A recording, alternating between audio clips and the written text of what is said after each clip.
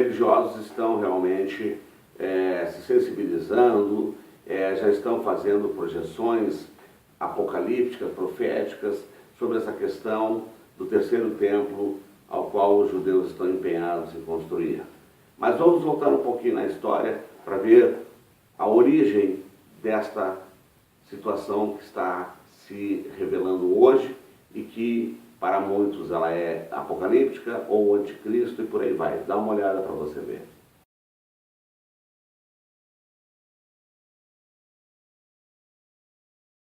Sobre o Monte Moriá, o mesmo local que Abraão ofereceu Isaque ao Senhor, o rei Salomão começou a construir o templo no 4º ano do seu reinado, por volta do ano 1015 a.C. Seguindo o plano arquitetônico transmitido por Davi, durante 7 anos, 30.000 homens de Israel, 150.000 escravos habitantes de Canaã, cortadores de pedras, e 3.300 homens encarregados, à base de pedra e madeira comprados do Líbano, a preço de trigo, cevada, azeite e vinho, o rei Salomão concluiu a edificação do maior e mais forte baluarte de todas as tradições sagradas da lei, a grande inspiração de cânticos sagrados, o Templo de Jerusalém, o que trouxe uma mudança significativa na história de Israel. O templo tornou-se uma testemunha da fé judaica por ter recebido a glória de Deus em nuvens, o símbolo da presença divina 480 anos depois do Êxodo. Porém, em 586 a.C., após 2 anos de cerco da Babilônia, esse símbolo sagrado foi destruído por Nabucodonosor II. 70 anos depois, após o exílio da Babilônia, o templo foi reconstruído no mesmo lugar, sob a liderança de Zorobabel e Neemias. Percebeu? Agora, a grande verdade é que todo este rito começou ainda no Êxodo, logo após Deus ter dado as tábuas dos 10 mandamentos a Moisés, onde ele mandou fazer a Arca da Aliança, e mandou fazer um santuário e por aí vai. Mas, na era Trump, as coisas estão tomando um outro rumo.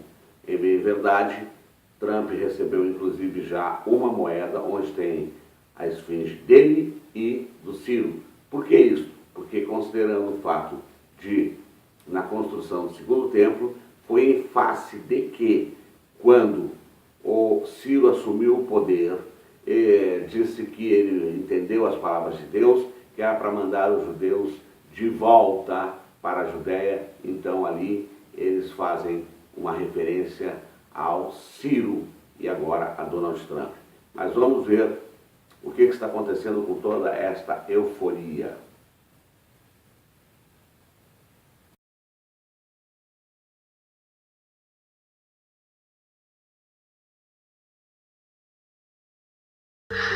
Quando nós estudamos acerca de profecia, nós sabemos que Israel é o maior termômetro da volta de Jesus.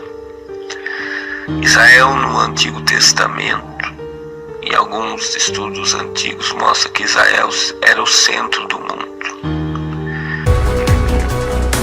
Dear friends, what a glorious day. Remember this moment.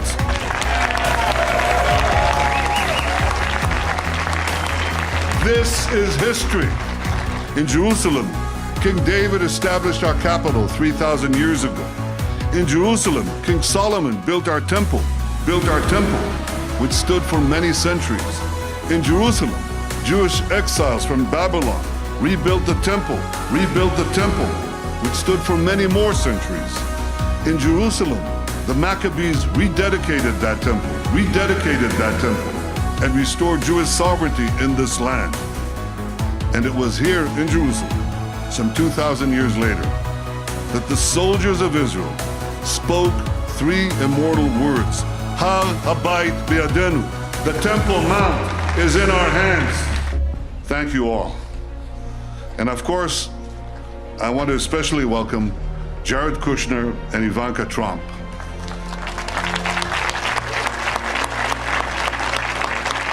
Your presence here today is a testament to the importance of this occasion, not only for the Trump administration, but in a very personal way, for you. For you, each of you, for the pursuit of peace, and for President Trump himself. Thank you.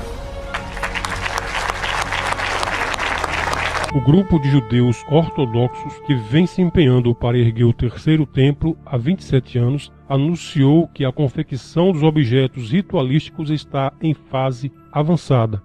A responsabilidade pelo projeto é do Instituto do Templo, que tempos atrás divulgou um vídeo com uma projeção gráfica de como seria a edificação. Agora, a direção da entidade anunciou que já foram produzidas mais de 70 peças, incluindo as vestes do sumo sacerdote. A indumentária do sumo sacerdote tem, entre as peças, um peitoral incrustado de pedras preciosas que custou o equivalente a R$500 mil. Outros objetos, como trombetas de prata e harpas de madeira, também já foram produzidos.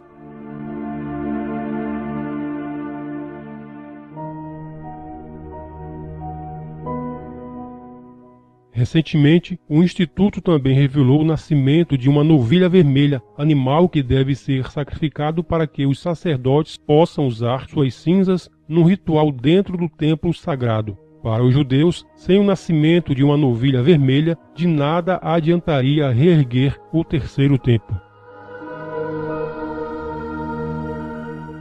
A atenção dos responsáveis aos detalhes é tamanha que peças como a mesa dos pães da proposição também já estão prontas e guardadas em um lugar seguro, junto às bandejas feitas para a coleta do sangue dos animais oferecidos em sacrifício, o incensário e o novo véu, confeccionado para separar o lugar santo do lugar santíssimo. A menorá, um candelabro para diversas velas, feita com 90 quilos de ouro, já está pronta e vem sendo exibida ao público no Muro das Lamentações. Seu custo total foi de algo em torno de R$3.200.000. O Instituto do Templo conta com a ajuda de 20 estudiosos do Talmud, um dos livros básicos do judaísmo, que contém a lei oral, a doutrina, a moral e as tradições dos judeus, servindo como complemento à Torá. Esses profissionais se dedicam integralmente à elaboração em detalhes de todos os procedimentos ritualísticos, seguindo as orientações deixadas pelos ancestrais do povo judeu há mais de 3.000 anos. O custo total dos preparativos já ultrapassou os $30 milhões, segundo o Instituto do Templo. Esse valor inclui o treinamento dos levitas e sacerdotes que deverão executar a música e os sacrifícios de acordo com a revelação deixada por Moisés.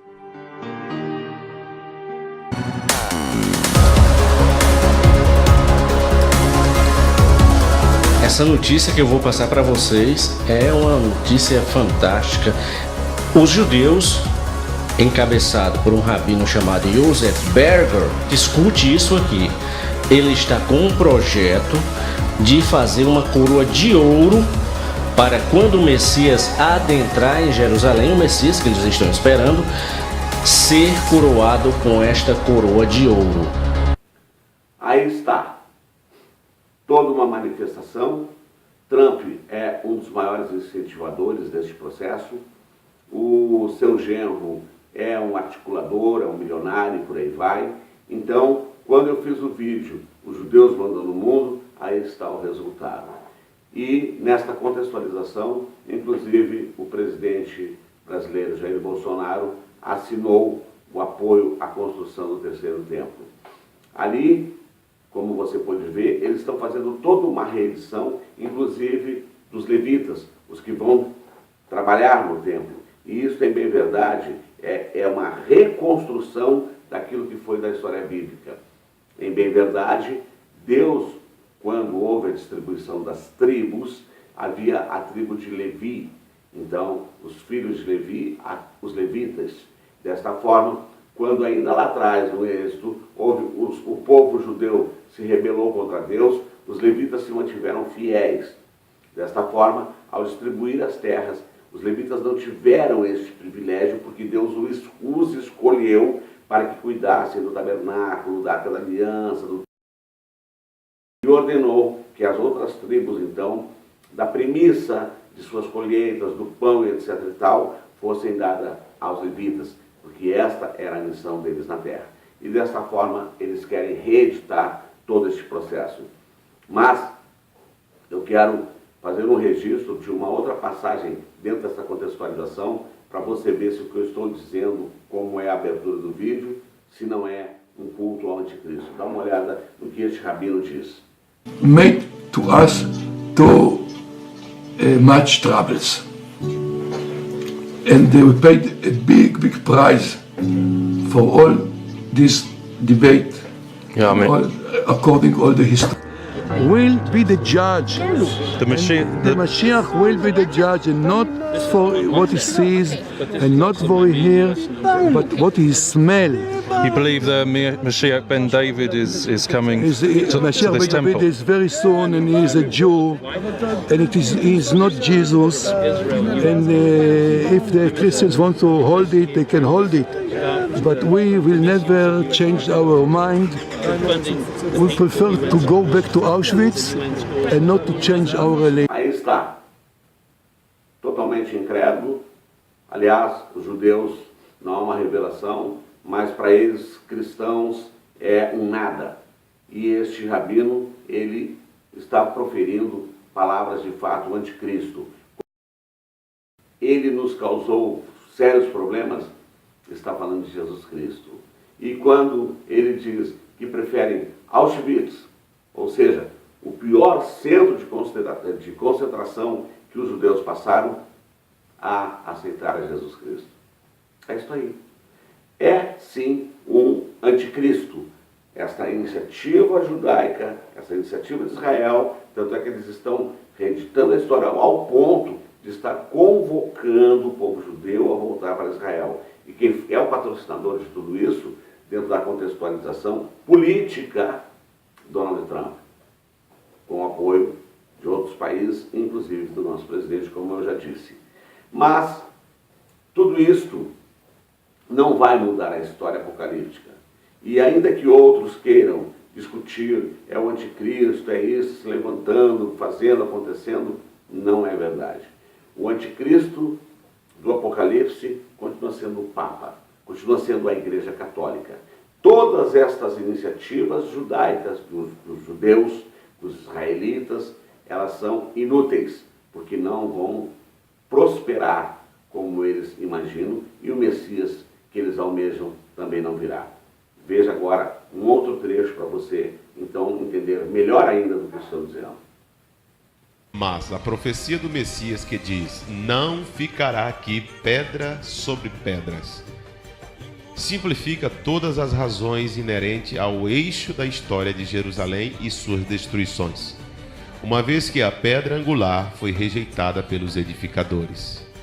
Significa dizer que em todos os monumentos erigidos pelo homem, os valores divinos são substituídos pelo egocentrismo. A personalidade prioriza a si e a seus desejos diante da realidade, imerso em uma fantasia apropriada a esse padrão. É fácil entender. O templo foi edificado para Deus, porém exalta muito mais a personalidade do edificador, historicamente conhecido como o Templo de Salomão.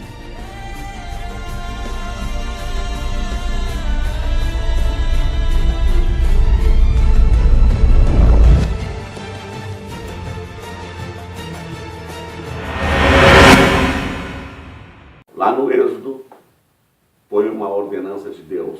A construção do primeiro templo veio a partir de Davi, que se consumou com Salomão. O segundo templo também foi permitido em razão de Ciro, etc. e tal. Mas, quando Jesus veio primeiramente para o povo de Israel, e não é porque era o povo que era um povo escolhido, mas a parte didática desse processo era que os judeus deveriam levar a mensagem dos céus, do Senhor Deus, à humanidade. Como eles rejeitaram a Cristo, então aí o leque da salvação se abriu para toda a humanidade. Portanto, quem está comemorando, ou apoiando, ou acreditando neste sentido sobre essa questão do terceiro templo, está indo ao encontro do anticristo. E ele tem nome e sobrenome. Chama-se Satanás, o dragão, a antiga serpente, e por aí vai os adjetivos que ele tem. E o anticristo que vai dominar nesta terra, em breve, será a Igreja Católica. Desta forma, eu quero deixar a minha mensagem que aqueles que estão aguardando a volta de Jesus podem começar a comemorar, ainda que sejam fatores trágicos e até triste do que está acontecendo com a humanidade. Mas a grande verdade é que todo esse processo que está se desenhando, acontecendo, é a anunciação da volta de Jesus. E eu termino esse vídeo deixando um louvor muito interessante para a sua reflexão. E a igreja de Laodiceia, que é a igreja remanescente, é a última igreja das 7 igrejas, esta é que revigoraria a palavra de Deus, os seus ensinamentos, os seus mandamentos e, obviamente, que tem a Cristo como seu Salvador e Redentor. É isso aí. Até o nosso próximo encontro. Não deixe de dar o seu certinho no meu canal, te inscrever, ativar as notificações e, acima de tudo, você que é cristão e que está esperando ansiosamente pela volta de Jesus, compartilhe esse vídeo. Agora sim, até o nosso próximo encontro.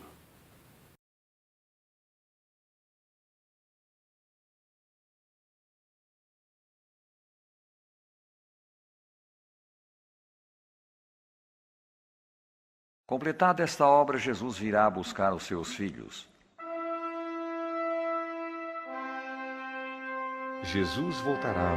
Portanto, vigiem, porque não sabem o dia nem a hora.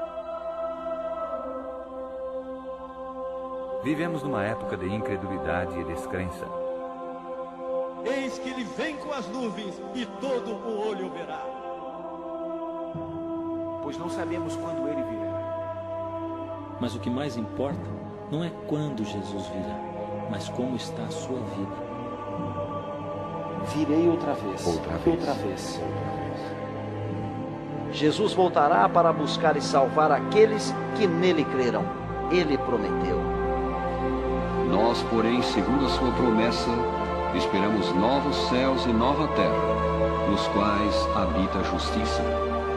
Não se turbe o vosso coração. Credes em Deus, crede também em mim. Na casa de meu pai há muitas moradas. Se assim não fora, eu vou-lhe teria dito. Vou preparar lugar. E quando eu for e vos preparar lugar, virei outra vez e vos levarei para mim mesmo, para que onde eu estou, estejais vós também.